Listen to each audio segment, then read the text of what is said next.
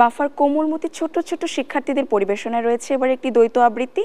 পরিচালনায় রয়েছেন গুণী শিক্ষক তরুণ রাসেল। রাম গরুরে ছানা হাসতে তাদের মানা, হাসির কথা শুনলে বলে হাসবো না না না না, সদাই মরে যাসে ওই বুঝি কেউ হাসে, এক চোখে তাই মিটমিটিয়ে তাকায় আশেপাশে, ঘুম নাহি তার চোখে আপনি বকে বকে, আপনারে কয় হাসিস যদি মারবো কিন্তু তোকে, যায় না বনের কাছে কিংবা গাছে গাছে, দক্ষিণ হাওয়া সুরসুরিতে হাসিয়ে ফেলে পাছে, সোয়াস্তি নেই মনে মেঘের কোণে কোণে, হাসির বাষ্প উঠছে ফেপে কান পেতে তাই শুনে, ঝোপে ধারে ধারে রাতের অন্ধকারে, জোনাক জলে আলোর তালে হাসির ধারে ধারে, হাসতে হাসতে যারা হচ্ছে কেবল সারা, রাম গরুরে লাগছে ব্যথা বুঝছে নাকি তারা, রাম গরুরের বাসা ধমক দিয়ে ঠাসা, হাসির হাওয়া বন্ধ সেথায় নিষেধ সেথায় হাসা। দর্শক, বাফার ছাত্রছাত্রীদের পরিবেশনায় এবার উপভোগ করব একটি দলীয় নৃত্য।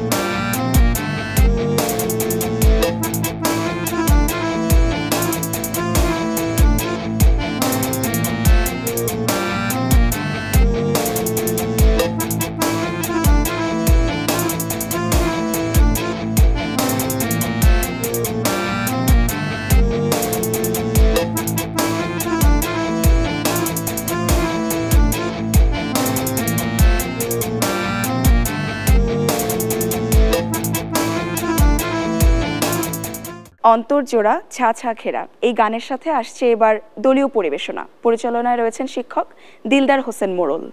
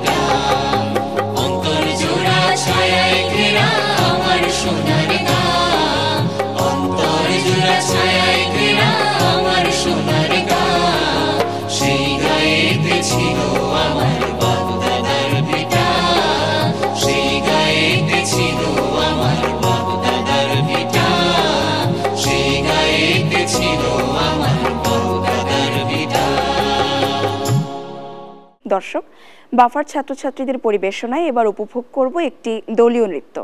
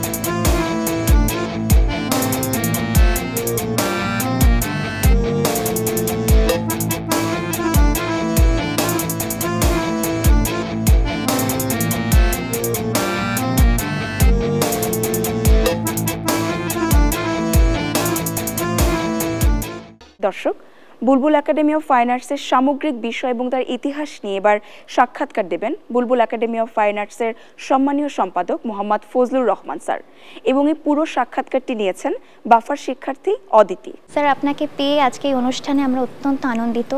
তো বুলবুল একাডেমি অফ ফাইন আর্টসের বিভিন্ন বিষয় সম্পর্কে জানা সবসময় আমাদের একটা কৌতূহলের বিষয়। তো স্যার, বাফা কোন পরিস্থিতির মধ্য দিয়ে প্রতিষ্ঠিত হয়েছিল সেই ইতিহাসটা যদি একটু বলতেন। 1955 সনে বাফা 7 নং ঘাটে প্রতিষ্ঠিত হয়েছে। এটি প্রতিষ্ঠার পিছনে প্রধান প্রাণ পুরুষ ছিলেন মাহমুদ নুরুল হুদা এবং তারই বন্ধু উপমহাদেশের প্রখ্যাত নৃত্যশিল্পী নৃত্যাচার্য বুলবুল চৌধুরীর মৃত্যু পরবর্তী তার স্মরণে এই প্রতিষ্ঠানটি প্রতিষ্ঠিত হয়েছিল, যেটি আজকে 2025 প্রায় দীর্ঘ 70 বছর সে বাংলাদেশ এবং বাঙালির সংস্কৃতি চর্চা, শিক্ষা এবং বিকাশে অনলস চেষ্টা করে যাচ্ছেন। এই যে 70 বছর ধরে বুলবুল একাডেমি অফ ফাইন আর্টস এইভাবে যে নিরলসভাবে চেষ্টা করে যাচ্ছে আমাদের দেশের সংস্কৃতির বিকাশে, তো আপনার কি মনে হয় আমাদের দেশের সংস্কৃতিতে বাফার কতটুকু অবদান ছিল এবং আছে? এই ভূখণ্ডের বা বাংলা অঞ্চলের জন্য নেই, আমি মনে করি এটি উপমহাদেশের জন্য যদি আমরা ধরি তাহলে এটি প্রাচীনতম বলা যাবে, প্রায় 70 বছর। বিশেষ করে কোন আঙ্গিক থেকে, সেটি হলো আমাদের কালচারাল অ্যাক্টিভিটিসের জন্য বিভিন্ন ধরনের প্রতিষ্ঠান থাকে, কিন্তু এই প্রতিষ্ঠানটির একটি ভিন্ন মাত্রা আছে, সেটি হলো আমাদের সংস্কৃতি বিষয়ক যে শিক্ষা এবং চর্চা দুইটিকে সমান্তরালভাবে এগিয়ে নেন। তো সেই ক্ষেত্রে এটি আমি মনে করি যে এটির অবদান বিশেষ অবদান, আর এটির এখানে একটি বিশেষত্ব আছে। আমাদের বাংলাদেশে এবং পাকিস্তান পরবর্তী বাংলাদেশ মিলিয়ে 1955 থেকে আজ পর্যন্ত এখানে নৃত্যকলা, বিশেষ করে নৃত্যকলার যদি বিষয়টি আসে, এর সমতুল্য আমি আরেকটি প্রতিষ্ঠানকে এখনো পর্যন্ত ভাবতে পারছি না। আমি জানি না অন্যরা এটি হয়তো কিভাবে নেবেন, কিন্তু এটি আমার অনুভূতি। জি স্যার। স্যার, আপনার কথার প্রেক্ষিতেই বলছি, নৃত্যকলা, সঙ্গীত, চিত্রকলা সমস্ত বিষয় রয়েছে বাফার বিচরণ। তো স্যার, আপনি যদি বলতেন যে বাফার পরবর্তী পরিকল্পনাগুলো কি হতে পারে? একটি স্বপ্ন থেকে যাত্রা শুরু। সেই স্বপ্নটি দেখেছেন যার নামে প্রতিষ্ঠানটি, নৃত্যাচার্য বুলবুল চৌধুরী। সেই স্বপ্নের বাস্তবায়নে তারই বন্ধু মাহমুদ নুরুল হুদা সাহেবের বীজ বপন, আর আমাদের হাত ধরে সেটি পরিচর্যার ক্ষেত্রে যদি আমরা বলি কি কখনো কখনো কিছুটা ব্যত্যয় ঘটেছে। প্রকৃত পরিচর্যা অনেক সময় আমরা বিভিন্ন পারিপার্শ্বিক প্রেক্ষাপটে করে উঠতে পারিনি। তবে এটি যে স্বপ্ন নিয়ে শুরু, এটি আজ হোক কাল হোক সে তার সেই স্বপ্নের জায়গায় যাবে। আমরা আমাদের বাফার যে ঐতিহ্য, ইতিহাস, পরিচিতি সরকারিভাবে যদি পৃষ্ঠপোষকতা আমরা ওইভাবে পাই এবং সরকার যদি বিশেষ নজর এখানে রাখেন, এটিকে আমাদের উপমহাদেশের জন্য বিশেষ করে সংস্কৃতি বিষয়ক শিক্ষা এবং চর্চার সর্বোচ্চ বিদ্যাপীঠে রূপান্তর করা সম্ভব, এবং সেই স্বপ্নটি আমরা লালন করে যাচ্ছি এবং স্বপ্নগুলো আগামী প্রজন্মের হাতে আমরা রেখে যাচ্ছি। আমরা যদি নাও পারি হয়তো ভবিষ্যতে সেটি হবে, এটি একটি বিশ্ববিদ্যালয় হবে। বাফার এই যে নিরন্তর অবদান, বাফার যে কার্যক্রম আছে, সেটার জন্য আমরা দেখতে পাচ্ছি যে আমাদের দেশের শিল্প, সাহিত্য, ইতিহাস সমস্ত কিছুতে কিন্তু অনেক একটা অবদান ঘটেছে বাফার কারণে। তো আমরা সবাই আশা করি বাফা যেই স্বপ্ন নিয়ে শুরু হয়েছিল এবং যেই স্বপ্ন পূরণ করার জন্য এখন এই কার্যক্রমগুলো চালিয়ে যাচ্ছে, আমরা সবাই সেই স্বপ্ন পূরণের অঙ্গীকার জানাই এবং সবাই মন থেকে আশা করি যে বাফা যেন এইভাবেই আমাদের দেশের শিল্প এবং সংস্কৃতির উন্নয়নে এগিয়ে যেতে পারে। অসংখ্য ধন্যবাদ স্যার। ধন্যবাদ আপনাকে, আমাকে আজকে আয়োজনে আপনাদের ডাকার জন্য আপনাদেরকে এবং এটিএন বাংলাকে আবারও এবং অনেক অনেক ধন্যবাদ। আর যে স্বপ্নের কথা আমি আজকে বলে গেলাম আপনাদের মাধ্যমে, সেটি জানুক বাংলাদেশ, সেটি জানুক বিশ্ববাসী। সবাই এগিয়ে আসুক, বুলবুল একাডেমি অফ ফাইন আর্টস তথা বুলবুল ললিতকলা একাডেমিকে বিশ্বমানের একটি প্রতিষ্ঠানে রূপান্তর করার আগ্রহ, ইচ্ছা এবং স্বপ্ন নিয়ে। তাহলে বেশি সময় লাগবে না, আমরা স্বল্প সময়ের ভিতরেই সেই স্বপ্নের হাত আমরা ধরতে পারবো। দর্শক, বাফার শিক্ষার্থীদের পরিবেশনায় আমাদের আজকের আয়োজন এই পর্যন্তই ছিল। আপনারা সাথে ছিলেন, আশা করি আপনারা সকলেই উপভোগ করেছেন। দেখা হবে পরবর্তী পর্বে, ততদিন পর্যন্ত সবাই ভালো থাকুন, সুস্থ থাকুন। বুলবুল ললিতকলা একাডেমি তথা বুলবুল একাডেমি অফ ফাইন আর্টসকে স্মরণে রাখুন।